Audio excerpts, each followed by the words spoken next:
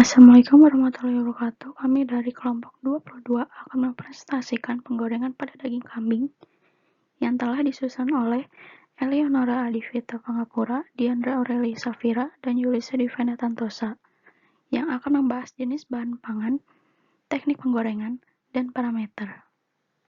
Pada pokok bahasan yang pertama, jenis bahan, yang akan dibahas tentang apa itu daging kambing beserta jenis-jenisnya. Yang kedua, teknik penggorengan. Akan dibahas apa itu penggorengan dan beberapa tekniknya. Dan yang ketiga, parameter. Akan dibahas komposisi dan juga faktor yang mempengaruhi penggorengan daging kambing. Pada jenis bahan dari daging kambing, dapat pengertian dari kambing adalah ruminansia kecil yang tersebar di seluruh dunia, berjumlah kurang lebih 850 juta dan sekitar 1156 jenis yang berbeda, yang diturunkan dari bezoar atau kambing liar, Caprahircus di pebukitan Asia Barat.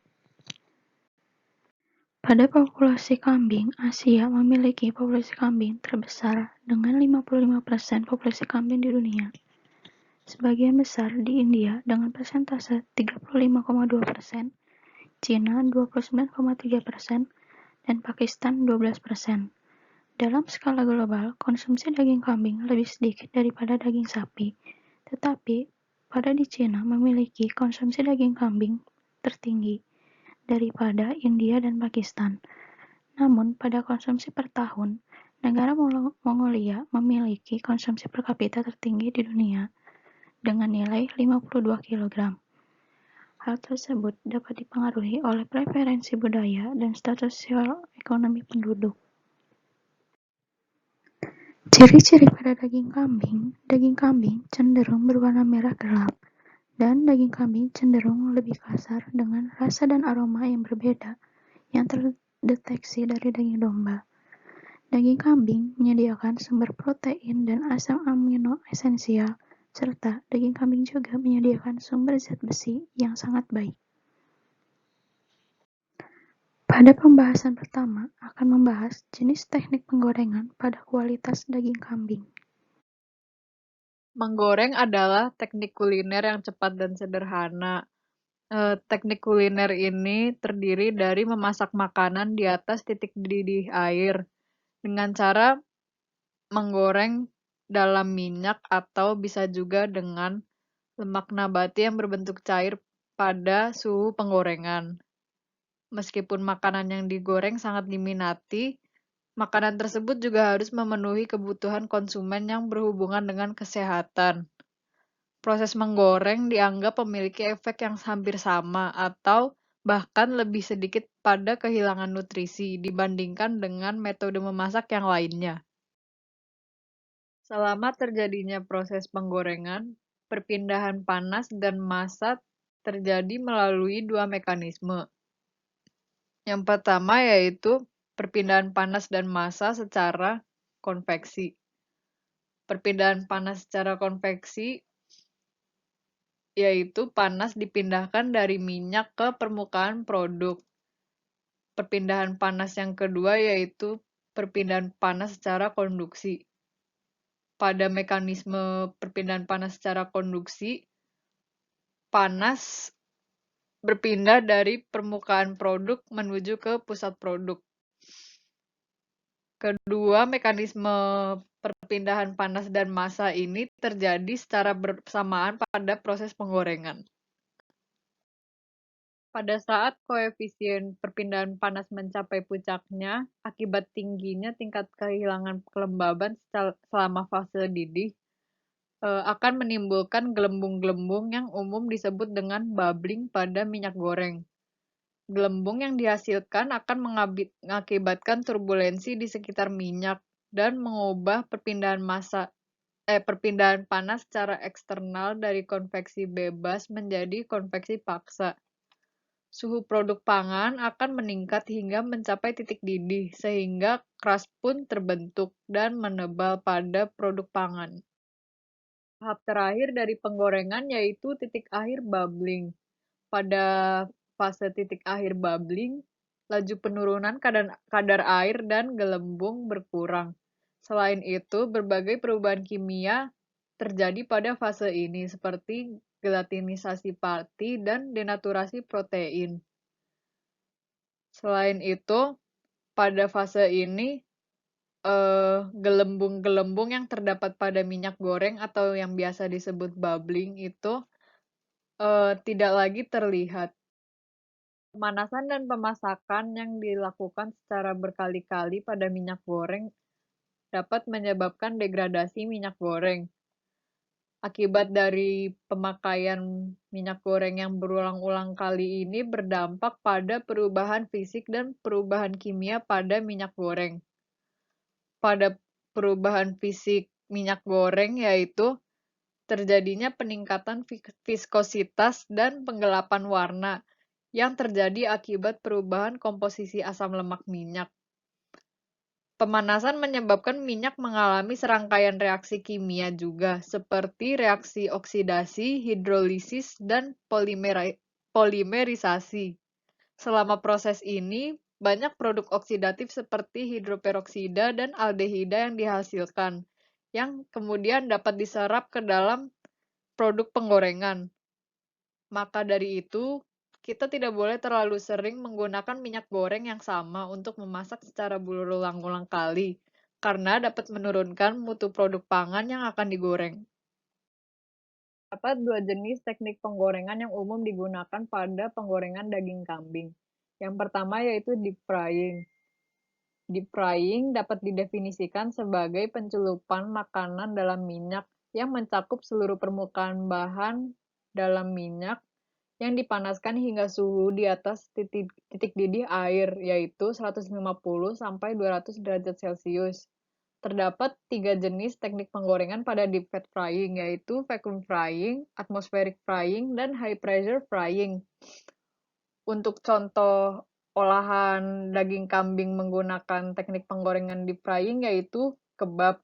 Kebab merupakan campuran antara daging kambing cincang dan rempah-rempah yang disatukan pada stick atau tongkat berbahan besi yang kemudian digoreng dengan minyak.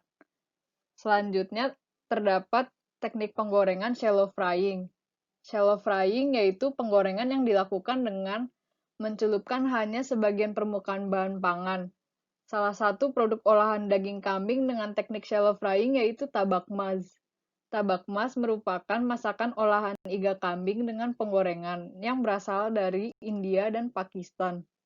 Pengolahan dengan shallow frying akan menghasilkan tabak mas yang bertekstur crispy. Selanjutnya akan dibahas tentang faktor terjadinya perubahan saat proses penggorengan daging kambing itu sendiri. Selama proses menggoreng, ikatan rangkap yang terdapat dalam asam lemak tidak jenuh akan teroksidasi karena pengaruh panas yang akan dipercepat oleh adanya oksigen, logam, tembaga, ataupun besi yang merupakan wadah pada saat melakukan penggorengan. Proses oksidasi ini menyebabkan ikatan rangkapnya menjadi jenuh, bahkan dapat menyebabkan timbulnya perubahan posisi geometri dari ikatan rangkap itu sendiri, yang tadinya cis menjadi trans. Penggunaan minyak goreng dengan suhu tinggi akan mengalami kerusakan, yaitu makanan akan menjadi gosong, sehingga rasanya pahit dan minyak yang digunakan akan menjadi berwarna hitam. Akibatnya, makanan yang digoreng dengan minyak tersebut di tenggorokan akan terasa gatal. Akibat kerusakan minyak goreng tersebut dapat menyebabkan keracunan, sehingga dapat menyebabkan diare, pengendapan lemak dalam pembuluh darah, kanker, maupun nilai cernanya menurun. Dalam bahan pangan asam lemak bebas, dengan kadar lebih dari 0,2% dari berat lemak, akan mengakibatkan bau yang tidak diinginkan. Daging kambing mengandung gizi yang tinggi, dengan kandungan air sebesar 70,8%, protein sebesar 14,6%, lemak sebesar 10,9%, dan juga abu sebesar 0,9%. Tingginya kandungan gizi daging kambing ini, terutama air dan juga proteinnya, akan menyebabkan daging ini mudah dirusak oleh mikroorganisme, sehingga mengalami penurunan kualitas, baik secara kimia maupun kualitas fisiknya. Berikut adalah faktor-faktor yang menyebabkan perubahan terjadi saat proses penggorengan, yaitu pertama adalah jenis atau bahan makanan yang digunakan. Beberapa jenis makanan yang mudah rusak dengan panas, maka harus dilakukan penggorengan dalam waktu yang singkat. Seperti misalnya, contohnya ada kerupuk atau telur dengan konduktivitas tinggi, maka waktu penggorengan perlu dikurangi. Lalu yang kedua ada kondisi minyak. Minyak yang digunakan sudah dipanaskan terlebih dahulu atau belum. Lalu proses menggoreng berakibat terjadi perpindahan massa yang ditandai dengan terjadinya pergerakan minyak ke dalam produk dan perpindahan air dalam bentuk uap dari dalam produk ke minyak goreng. Perubahan sifat fisik dan kimia yang terjadi selama menggoreng adalah termasuk gelatinisasi, denaturasi protein, dan juga penguapan air. Yang ketiga ada suhu dan waktu penggorengan. Makin tinggi suhu penggorengan, maka makin cepat penggorengan bahan pangan. Suhu panas selama menggoreng dapat menyebabkan denaturasi protein, yang selanjutnya akan menyebabkan hilangnya grup-grup asam amino bebas, menurunkan kapasitas memegang air, serta mengakibatkan membukanya rantai-rantai protein pada ikatan yang labil, melibatkan grup-grup SH dan OH. Denaturasi menyebabkan pengembangan molekul protein sehingga membuka gugus reaktif yang ada pada rantai polipeptida. Selanjutnya, gugus-gugus tersebut akan mengalami pengikatan kembali dengan gugus reaktif yang sama atau bertegatan.